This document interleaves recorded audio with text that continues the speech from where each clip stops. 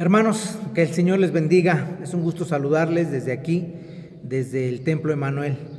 Espero que se encuentren bien, hermanos. Es un gusto y quiero compartir con ustedes lo que hemos estado viendo acerca de Romanos. Y para ello, hermanos, si ustedes han estado en las clases, recordarán que vamos a iniciar el versículo 3, pero he decidido regresarme al versículo 1 a manera de recapitulación para que podamos llevar la secuencia nuevamente, y probablemente alguno de ustedes que no vino podrá asimilar mejor la enseñanza si empezamos desde el versículo 1. Así que vayamos allá, por favor. Romanos capítulo 8, versículo 1, dice así: Ahora pues, ninguna condenación hay para los que están en Cristo Jesús, los que no andan conforme a la carne, sino conforme al Espíritu. Quiero, hermanos, seccionar el versículo, que vayamos parte por parte para que podamos entender claramente lo que el apóstol Pablo nos transmitió a través de este versículo. Y lo primero que el apóstol Pablo menciona, hermanos, dice aquí la palabra ahora pues. Y cuando el apóstol Pablo utiliza ahora pues, o como se traduce, hermanos, el apóstol Pablo nos está diciendo que lo que viene más adelante en el texto es algo que ya podemos poseer ahora, que ya es nuestro, por el hecho de que Cristo nos ha perdonado, nos ha hecho sus hijos, nos ha salvado de la condenación. Entonces, esto que menciona más adelante el apóstol Pablo ya es una realidad de nosotros. No es algo que vamos a disfrutar una vez que muramos, no es algo que vayamos a recibir cuando el Señor venga, es algo que ya tenemos por el hecho de haber sido salvados, regenerados, transformados, comprados, como ustedes quieran verlo, por esa diferencia, por ese cambio de naturaleza que se ha generado en nosotros, gracias al sacrificio de Jesús aplicado en beneficio nuestro. Es que lo que el apóstol Pablo dice más adelante manifiesta que ahora ya lo tenemos.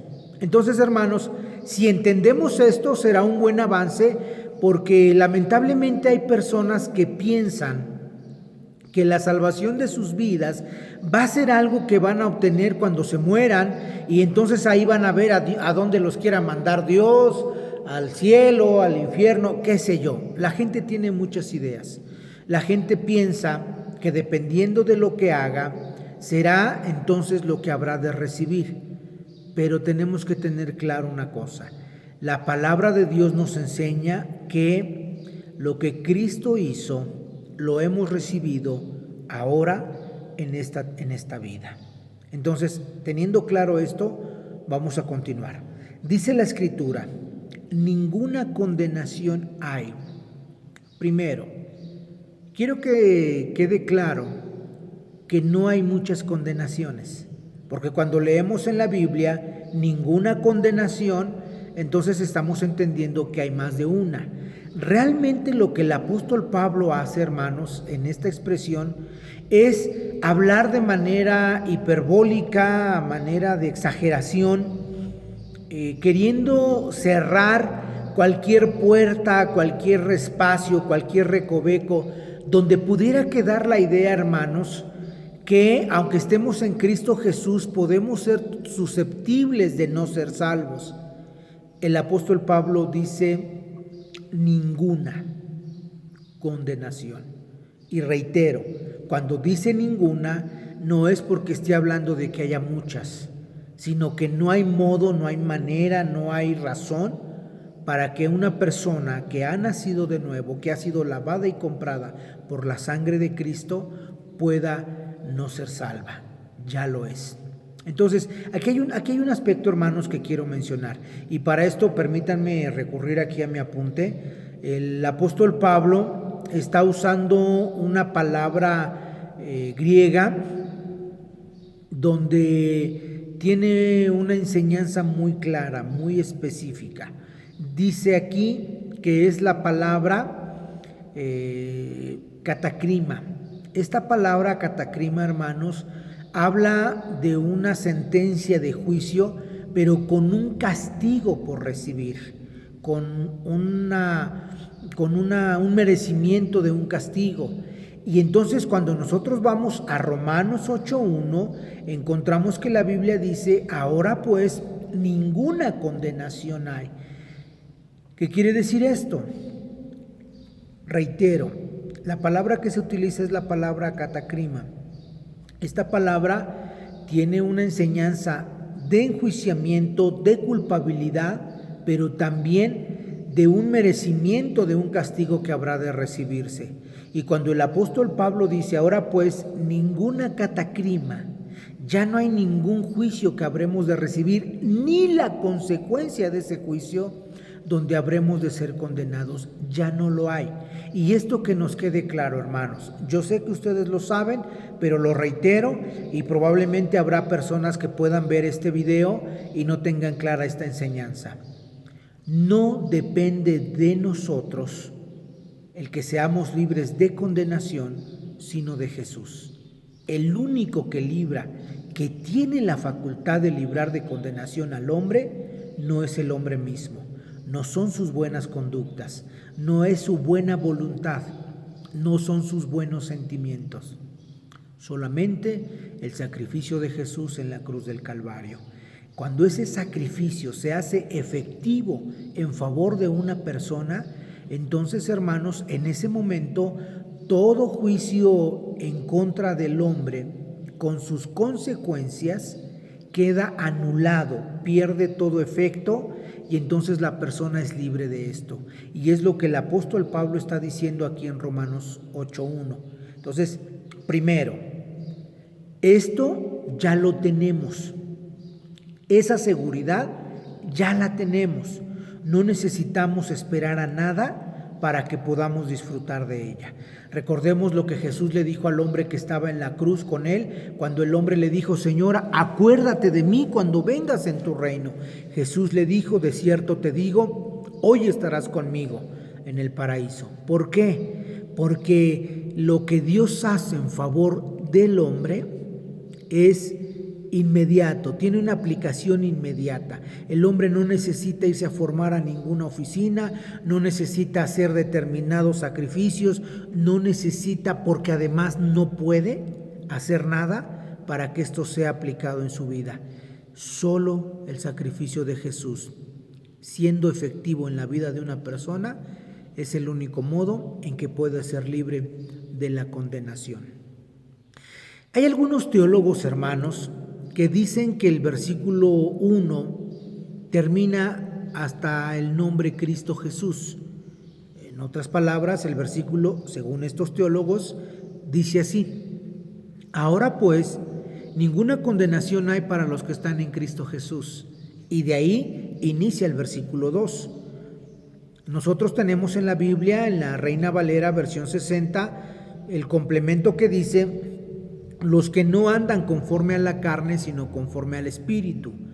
Personalmente creo, hermanos, que si está ahí, es de ahí. Y con esto no quiero decir que entonces cualquier persona que ponga una porción en la Biblia, entonces se va a convertir de la Biblia porque alguien la puso. No, no estoy diciendo eso. La Biblia es una, la palabra es una, y no podemos añadir, no podemos quitar, porque dejaría de ser la Biblia. Sería un comentario, un anexo. Personalmente creo que es de ahí, pero en el supuesto de que no fuese así, tengo bien claro, hermanos, que en ningún sentido altera el mensaje que el apóstol Pablo está transmitiendo. Es más, creo que la segunda parte del versículo lo que está haciendo es justamente afirmando lo que dice al principio.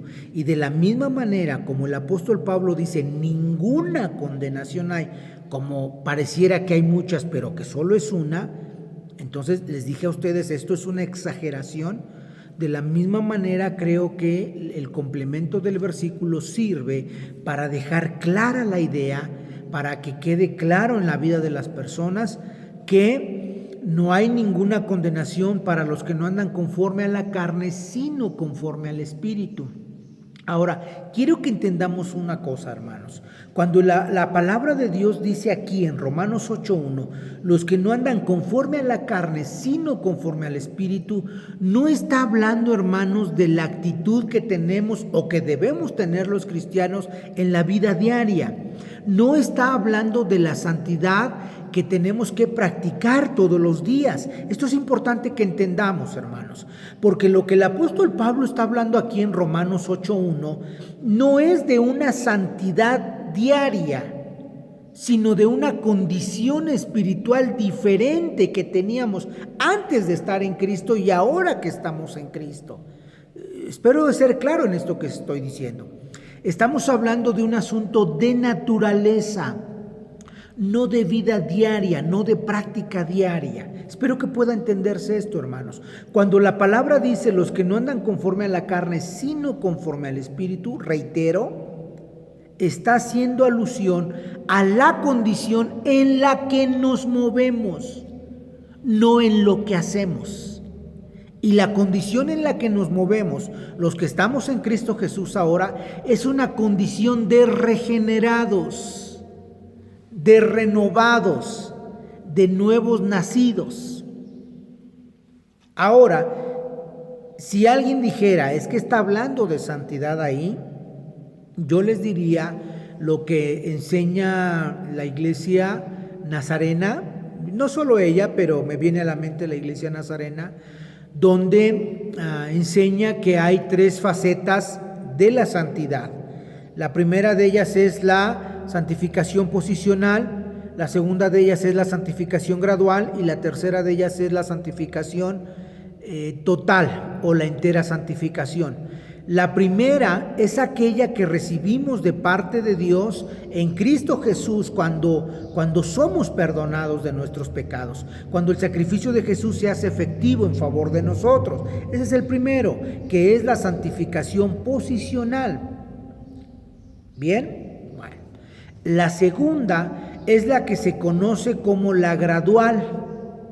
Y esta es la que tiene que ver, hermanos, con nuestra vida diaria, con la obediencia a la palabra, con lo que yo hago obedeciendo a la palabra. La palabra me dice haz esto, yo lo hago. La palabra me dice no hagas esto, no lo hago. O sea, esa práctica diaria que vamos teniendo en nuestras vidas. Ahora, esto, hermanos, me trae a la mente algo que creo que es aplicable con lo que estamos viviendo. Hoy en día no nos podemos reunir en el templo por las indicaciones de la autoridad. Y esto, hermanos, es una excelente prueba para ver la calidad de nuestra fe. Ahora, yo quiero aclarar una cosa, hermanos. No estoy hablando de la fe de Jesucristo, porque la fe de nuestro Señor Jesucristo es una fe perfecta a prueba de lo que sea.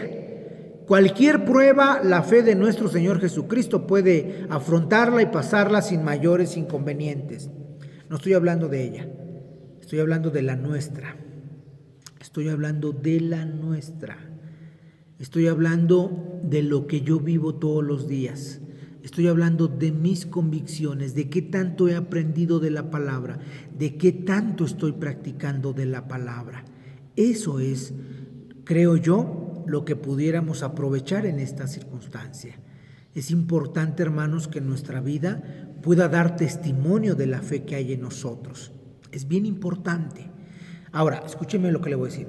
Si bien es cierto que el congregarnos en el templo es de suma importancia, porque inclusive la palabra de Dios nos dice que no dejemos de congregarnos, como algunos tienen por costumbre, que no es el caso ahora, porque no es un asunto de costumbre, es una contingencia, es un problema atípico que nos obliga a no podernos reunir. Pero aun cuando esto es muy importante, hermanos, tenemos que entender que es parte de nuestra fe. Es parte. Cuando nosotros venimos aquí al templo, aquí nos reunimos para adorar como iglesia. Tenemos una reunión congregacional donde como iglesia venimos a adorar a nuestro Señor y Salvador, venimos a escuchar su palabra, venimos a postrarnos delante de Él, venimos tal vez a pedirle a Él, pero eso es parte de nuestra fe. No quiero soslayar la importancia, hermanos, que tiene el congregarnos, pero quiero que entendamos que es parte de nuestra fe. El resto de nuestra fe, hermanos, tiene que ver con lo que somos, hacemos, creemos, sentimos fuera de este lugar. Y por eso les decía yo al principio, deseo en mi corazón que se encuentren bien, porque en la medida de que nuestra fe sea sólida, esté bien cimentada en la palabra del Señor, esta etapa que estamos viendo no moverá nuestra fe. Miren, yo he escuchado hermanos que dicen, siento que me siento mal, me siento frío, no lo sé. Yo no comparto mucho esa idea, hermanos. Yo creo que nuestra fe debe mantenerse sólida a pesar de esta situación. Que el gozo del Señor esté en mi vida, aunque no me pueda reunir. No es un gozo completo, pero ahí está presente. ¿Me explico? No es completo, porque me falta una parte importantísima, que es la comunión con el cuerpo de Cristo, que es la reunión congregacional donde yo adoro con otro grupo de personas que hemos sido lavadas y compradas por esa preciosa sangre, a ese Dios todopoderoso que me ha hecho hijo, que me ha adoptado y que me ha dado promesa eterna. El gozo no es completo, pero el que no sea completo no quiere decir que no lo tengo. Y si mi gozo descansa en que yo pueda estar o no pueda estar yo en el templo, entonces eso está hablando de que mi fe no es muy consistente, de que mi fe no es muy firme, no es muy a prueba de todo. Porque si esta ausencia trae algún perjuicio, imagínense, si se prolongara un año, nos perdemos. ¿Me explico? Entonces, hermanos, tenemos que tener bien claro esto. Este tiempo que estamos viviendo es una buena prueba de nuestra fe, reitero. No estoy hablando del mensaje de la palabra, porque la palabra es perfecta. Estoy hablando de mi convicción, de qué tanto he aprendido, he valorado y he creído y obedecido lo que la palabra de Dios me dice. Si yo tengo seguridad en ello, hermanos, les aseguro que puedo seguir con el gozo del Señor en mi corazón. Y esta situación, aunque es atípica, podrá permitirme tener paz en mi corazón, porque la paz no depende de las circunstancias que me rodean, sino del Dios que me la proporciona. Depende de Dios, no de las circunstancias. Y yo espero que nuestra paz sea a prueba de COVID y de lo que venga, mis amados.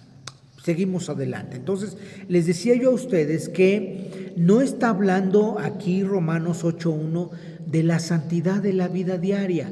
En todo caso, si habla de santidad, está hablando de la santificación posicional, de esa que Cristo nos ha otorgado a nosotros por su sacrificio en la cruz del Calvario, generando en nosotros una nueva naturaleza.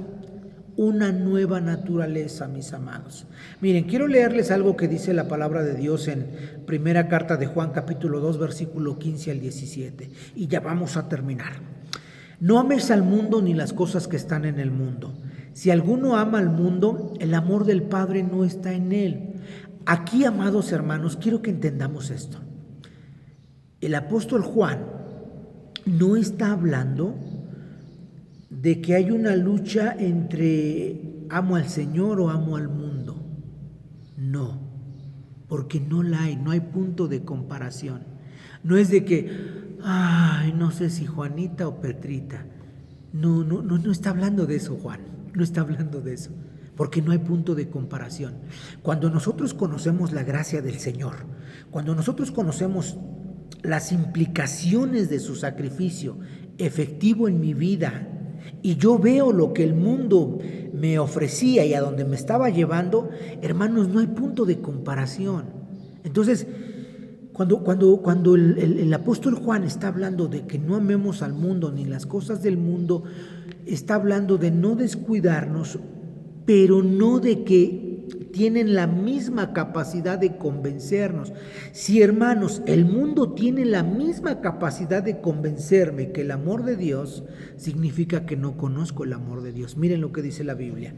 Si alguno ama al mundo, el amor del Padre no está en él. Vuelvo a reiterar, porque no hay punto de comparación, hermanos.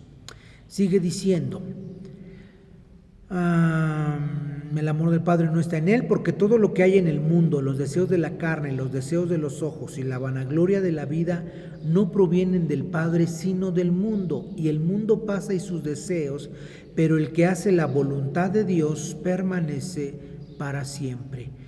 ¿Se dan cuenta que está hablando de una condición espiritual? Miren, dice la palabra de Dios. Por cuanto los designios de la carne son enemistad contra Dios, porque no se sujetan a la ley de Dios, ni tampoco pueden, y los que viven según la carne no pueden agradar a Dios. Esto lo dice Romanos 8. Dice, vuelvo a leer, por cuanto los designios de la carne son en enemistad contra Dios, porque no se sujetan a la ley de Dios, ni tampoco pueden. Y los que viven según la carne no pueden agradar a Dios, mas vosotros no vivís según la carne, sino según el Espíritu, si es que el Espíritu de Dios mora en vosotros. Ahora, entendamos una cosa, amados.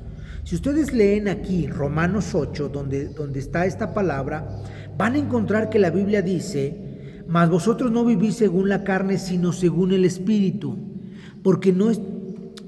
Cuando habla según el Espíritu, no está hablando de nuestro espíritu, está hablando del Espíritu Santo. Si hablara de nuestro espíritu, la palabra espíritu estaría escrita con E minúscula, pero aquí está escrita con E mayúscula, haciendo alusión a la naturaleza en la que estamos y bajo la autoridad de quien nos conducimos, que es la autoridad del Espíritu Santo. Dice el apóstol Pablo, si es que el Espíritu de Dios mora en vosotros. Y si alguno no tiene el Espíritu de Cristo, no es de él. Creo que la palabra es muy clara, mis amados. Romanos 8:1 nos enseña, recapitulo porque quiero terminar. Primero, que la promesa de Dios en la cruz del Calvario para la humanidad es aquí y ahora, cuando se hace efectiva en la vida del hombre. Número 1. Número 2. No es que haya muchas condenaciones, solo hay una. Pero el apóstol Pablo trata de cerrar cualquier grieta, cualquier idea, cualquier pensamiento que permita la idea de que el hombre en Cristo Jesús corra riesgo de ser condenado. Ninguna, mis amados. Porque el elemento, hablando de la santidad, que opera para poder tener la entrada al reino de los cielos, es la santificación posicional, ni siquiera es la gradual, mis amados, es la posicional. El hombre que estaba en la cruz del Calvario no tuvo la menor oportunidad de bajarse y dar testimonio de que era hijo de Dios. Pero la promesa de Jesús de que te voy a perdonar, te voy a transformar, fue suficiente para que el hombre pudiera disfrutar de esa promesa. Tercero, cuando la palabra de Dios en Romanos 8:1 dice, para los que están en Cristo Jesús, ese están en, está haciendo alusión a la naturaleza, la nueva naturaleza que ahora tenemos, los que hemos sido lavados y comprados por la sangre de Cristo. Vuelvo a reiterar, amados, no está haciendo alusión a lo que nosotros hacemos, no está haciendo alusión a nuestra santidad, está haciendo alusión a la santidad que Él nos dio a nosotros, está haciendo alusión al cambio que Él hizo en nosotros. No tiene nada que ver lo que nosotros hagamos en este versículo. Y termino. El apóstol Pablo reitera, los que no andan conforme a la carne. ¿Se acuerdan que les leí también Romanos donde dice, por cuanto los designios de la carne son enemistad contra Dios, porque no se sujetan a la ley de Dios, ni tampoco pueden? ¿Se acuerdan? Les leí esto. ¿Qué quiere decir? Que los que somos hijos de Dios no tenemos problema en caminar en esa nueva naturaleza. ¿En dónde? En el Espíritu Santo. Pero los que no han nacido de nuevo, aún sean muy religiosos, aún sepan mucho de Biblia, no tienen esta experiencia. Los que no andan conforme a la carne, sino conforme al Espíritu.